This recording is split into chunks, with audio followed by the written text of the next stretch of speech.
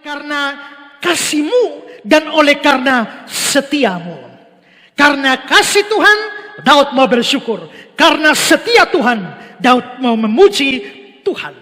Saudara-saudara, kasih di dalam ayat tadi, oleh karena kasih-Mu, kata Ibrani yang dipakai di situ adalah keset.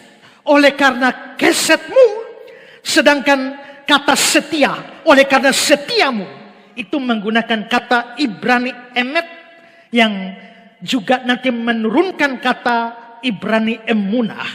Nah, kasih, keset, dan setia, emet atau emunah, itu boleh dibilang sering muncul bersama-sama, terutama di dalam Mazmur. Perhatikan contohnya, Mazmur 36 ayat yang ke-6.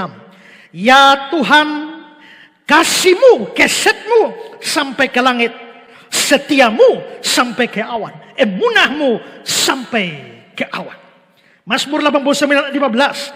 Keadilan dan hukum adalah tumpuan tahta-Mu, kasih dan kesetiaan berjalan di depan-Mu.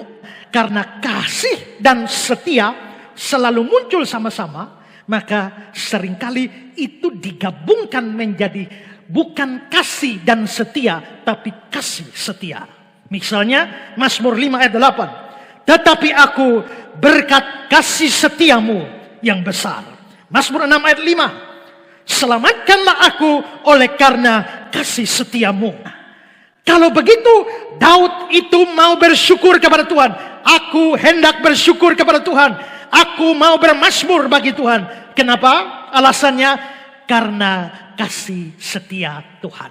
Kalau begitu kita tanya, kasih setia itu apa? Saudara-saudara, studi yang mendalam terhadap dua kata ini, kasih, keset, dan setia, emet atau emunah, itu menunjukkan bahwa Allah itu setia, dan kesetiaan ini itu berhubungan dengan perjanjian-perjanjiannya. Kasih dan setia itu ada hubungan dengan perjanjian atau janji. Karena itu dalam banyak ayat setelah kata kasih dan setia muncul juga kata janji atau kata perjanjian. Contoh, Mazmur 89, 3 dan 4. Sebab kasih setiamu dibangun itu selama-lamanya.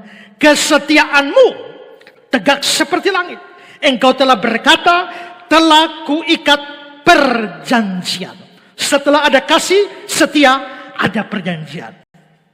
Mazmur 89 ayat 25 dan 29. Kesetiaanku dan kasihku menyertai dia. Dan oleh karena namaku tanduknya akan meninggi. Aku akan memelihara kasih setiaku bagi dia untuk selama-lamanya. Dan perjanjianku teguh bagi dia. Ada perjanjian. Setelah kasih dan setia muncul perjanjian. Kalau begitu, apa itu kasih setia? Kasih setia itu adalah sifat Tuhan yang setia kepada janji-janjinya dalam hubungan dengan umatnya.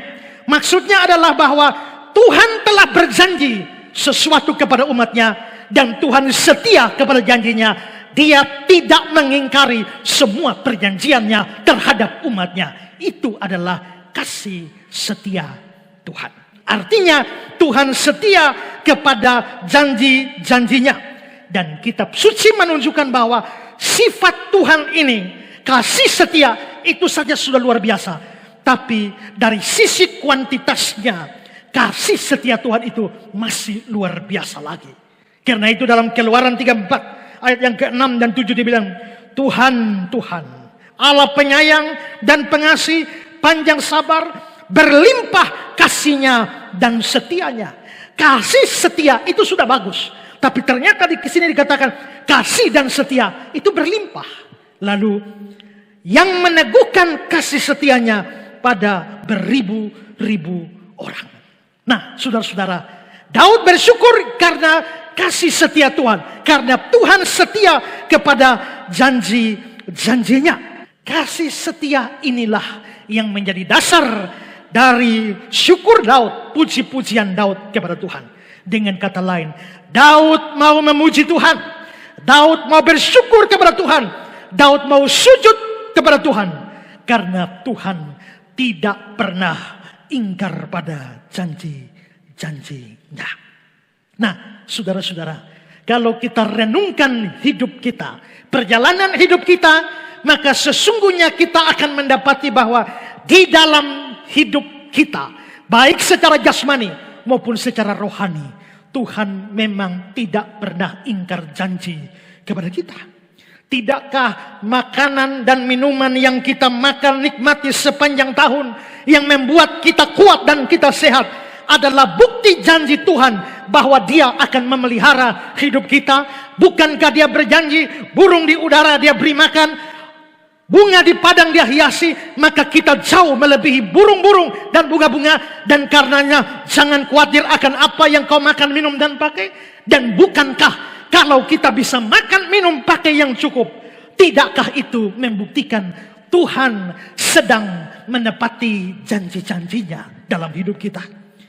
Tidakkah keberadaan kita yang relatif baik-baik saja di tengah pandemi corona yang mewabah ini bukti janji Tuhan bahwa Dia sedang atau Dia terus melindungi kita dari bahaya? Tidakkah pekerjaan dan usaha kita yang memberikan hasil yang cukup untuk hidup kita di tengah-tengah pandemi seperti ini adalah bukti bahwa Tuhan sedang menggenapi janjinya, yaitu janji untuk memberkati kita? Tidakkah kekuatan untuk hidup di tengah-tengah dunia yang begini parah seperti ini sehingga kita tidak ambil keputusan bunuh diri? Itu adalah bukti bahwa Tuhan berjanji, Dia tidak mengingkari janjinya, bahwa pencobaan-pencobaan yang Dia berikan kepada kita tidak melebihi kekuatan kita.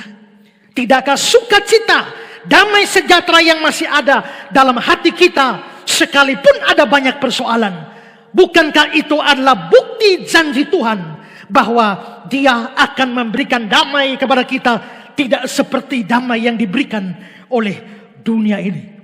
Tidakkah pengampunan dosa yang kita terima dari hari ke hari, kita banyak berdosa, tapi tidakkah pengampunan yang kita terima bukti janji Tuhan bahwa kalau seorang datang mengaku dosanya, Tuhan setia dan adil dan mengampuninya? Tidakkah keselamatan kita, jaminan keselamatan kita, itu adalah bukti janji Tuhan bahwa Dia setia kepada janji-janjinya?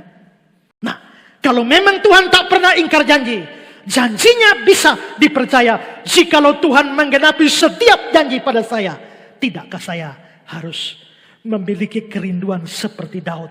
Aku hendak bersyukur kepada Tuhan, aku hendak memuji Tuhan.